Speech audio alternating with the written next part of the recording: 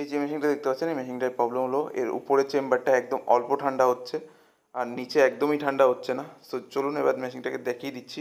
দেখতে পেলেন কী কোম্পানি। এই যে দেখুন, আমি কিন্তু ডিপ চেম্বারে হাত দিয়েছি অথবা ডিপ ডোরে হাত দিলাম। সো এখানে দেখুন আমি নর্মাল কোনো রকম ঠান্ডা পাচ্ছি, খুব বেশি ঠান্ডা পাচ্ছি না। আর এখানে কিন্তু নর্মাল ঠান্ডা হয় অথবা একটু ঠান্ডা হয়। সো এর নিচে কিন্তু কোনো রকম ঠান্ডা নেই। এটা ডবল ডোর একটা ইনভার্টার ফ্রিজ। আর এই দেখতে পাচ্ছেন এর নিচের কিন্তু লাইটগুলো জ্বলছে না। সো এটা কেন জ্বলছে না সেটাও দেখবো। সো চলুন এবার আমি মেশিনটাকে খুলে নিচ্ছি। আমি ফার্স্টে প্রথমের কভারটা খুলে নিচ্ছি, কারণ এখানে কিন্তু আইস ফর্ম হয়। আপনারা আগেও আমার ভিডিওতে দেখেছিলেন। এখানে কিন্তু আইস হয়ে যায়, যার জন্য কিন্তু মোটর জাম হয়ে যায় অথবা আদার্স জিনিস খারাপ হয়ে যায়।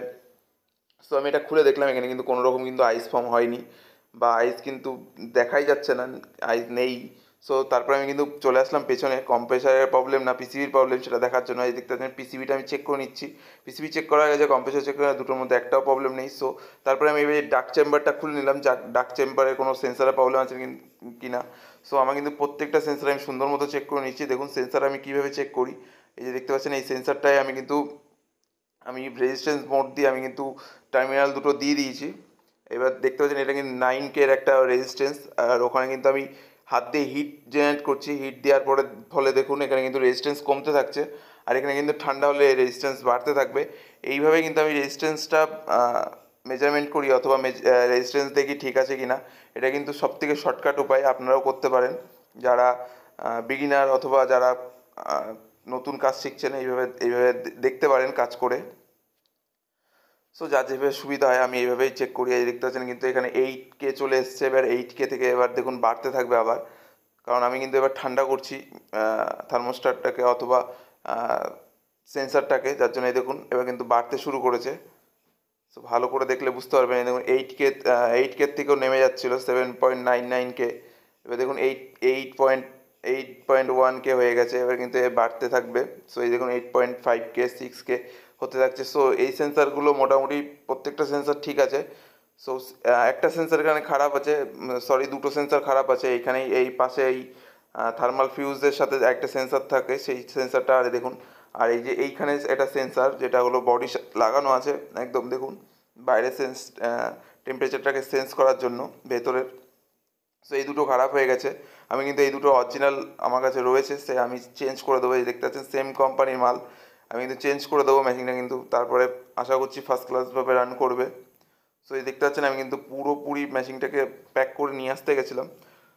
তারপরে আমি কিন্তু নিয়ে আসার পর আমি কিন্তু আবার খুলে নিয়েছি। খুলে নেওয়ার পর কিন্তু আমি প্রত্যেকটা সেন্সার সুন্দর মতো ফিট করে নেবো। এই দেখতে পাচ্ছেন মেশিনটা দেখুন আমি কিন্তু একটু চালিয়েও দেখেছিলাম অন্যভাবে। মেশিনটা কিন্তু ফার্স্ট ক্লাসভাবে বরফ হয়ে গেছিলো। সো আমি তারপরে সেন্সার দুটো খুব সুন্দরভাবে চেঞ্জ করে দিলাম, যেভাবে কোম্পানির সাথে থাকে অথবা যেইভাবে ছিল সেইভাবে কিন্তু আমি সুন্দর মতো প্যাক করে দিলাম, যাতে কোনো রকম শর্ট সার্কিট অথবা আদার্স কোনো প্রবলেম না হয়। আর দেখতে পাচ্ছেন প্রত্যেকটা জ্যাকে আমি সুন্দর মতো লাগিয়ে দিচ্ছি। এই দেখতে পাচ্ছেন এটা কিন্তু একটা সেন্সার প্লাস থার্মাল ফিউজ আছে ওর ভিতরে, সেটাও কিন্তু আমি ঠিকভাবে জায়গা মতো সুন্দর মতো লাগিয়ে দিয়েছি। এবার এই দেখতে পাচ্ছেন উপরের সেন্সারটাও আমি কিন্তু ভেতরে লাগিয়ে দিয়েছি। এটা কিন্তু এই সামনে যে ফ্যান দুটো, এই ফ্যান দুটো কতটুকু টাইমের জন্য চলবে, কতটুকু টাইমে অফ থাকবে, সেটা কিন্তু ওই সেন্সারটা কিন্তু সেন্স করে। আর দেখতে আমি কিন্তু মেশিনটা পুরোপুরি রেডি করে ফেলেছি। রেডি করার পরে এবার আপনাদের দেখাচ্ছি ফাইনালি। দেখুন উপরে কিন্তু আপনারা হয়তো বুঝতে পারবেন না, বাট আমি কিন্তু ফিল করতে পারছি একদম ঠান্ডা হয়ে গেছে। 5-10 মিনিট চালিয়েছি মেশিন, কিন্তু উপরেরটা মোটামুটি ভালো ঠান্ডা হয়ে গেছে আগের থেকে বেশি। সো চলুন এবার নিচে মেন জিনিসটা আপনাদের দেখাচ্ছি যে প্রথমে কী ছিল। আমি কিন্তু ফার্স্টে অ্যারো দিয়ে দেখিয়েছি, আবার অ্যারো দিয়ে দেখিয়ে দিচ্ছি। দেখুন নিচের কিন্তু কোনো লাইট ছিল না, সেই লাইট কিন্তু নিচে চলে এসছে। দেখুন দুটো লাইটই এখন জ্বলছে পাশাপাশি। সো মেশিন কিন্তু একদম ফার্স্ট ক্লাসভাবে রান হয়ে গেছে বা ফার্স্ট ক্লাসভাবে রেডি হয়ে গেছে। সো আমার ভিডিও আপনাদের কেমন লাগলো অবশ্যই জানাবেন।